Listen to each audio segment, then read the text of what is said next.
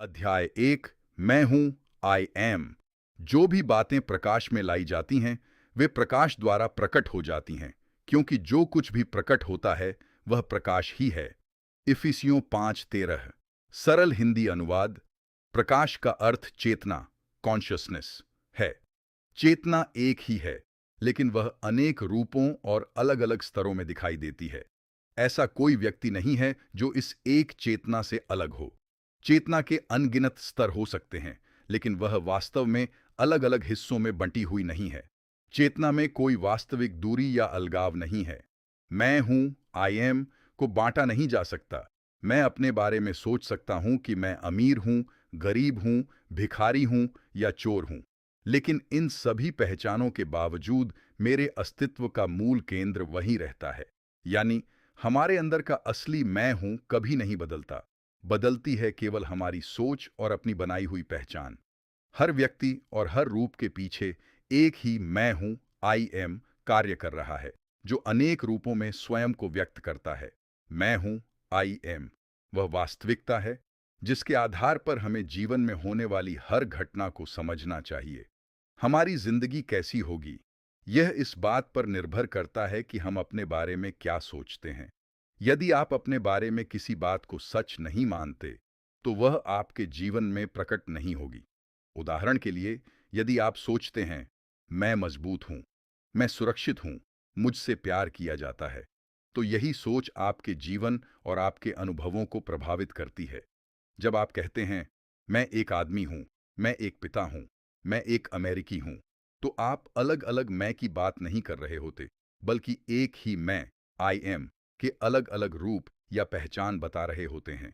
अर्थात मैं हूं एक ही मूल सत्य है, और उसके साथ जुड़ी आपकी सोच और पहचान ही आपके जीवन का रूप तय करती है। मैं हूं, आई एम हमेशा एक जैसा रहता है। इस महान सत्य से पता चलता है कि मनुष्य, चाहे अच्छा हो या बुरा, वास्तव में अपने भाग्य का निर्माता स्वयं है। मनुष्य अपने बारे में जैसा सोचता है, वैसा ही उसका संसार बनता है। दूसरे शब्दों में, जीवन के प्रति आपकी प्रतिक्रिया ही आपके अपने बारे में बनी हुई धारणा को दर्शाती है। यदि आप बीमार हैं, तो इस सिद्धांत के अनुसार बीमारी का कारण कोई बाहरी शक्ति नहीं, बल्कि आपके भीतर की मूल चेतना, आई एम की वह अवस्था है जो आपके विचारों और जीवन के प्रति आपकी प्रतिक्रियाओं से बनी है। यदि आपके मन में यह धारणा है कि मैं बीमार हूं, तो वही आपके अनुभव में दिखाई देती है। इसीलिए बाइबल में कहा गया है, निर्बल व्यक्ति भी कहे, मैं शक्तिशाली हूं।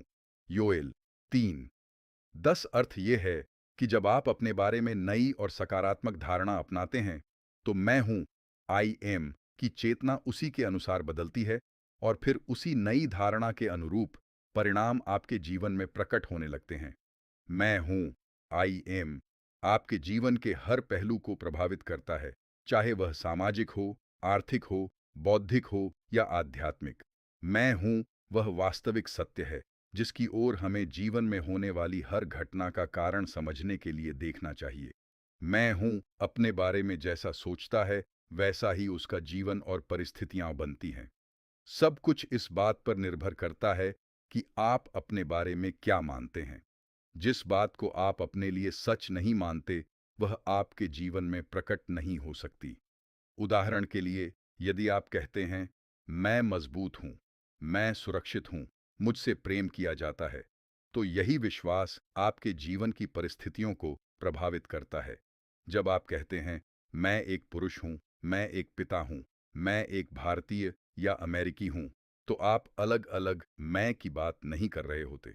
आप केवल उसी एक मैं हूं, आई एम की अलग अलग पहचान या भूमिकाएं बता रहे होते हैं। अर्थात मैं हूं एक ही मूल सत्य है। हमारी सभी पहचानें, भूमिकाएं और विचार उसी एक मैं हूं के अलग अलग रूप हैं।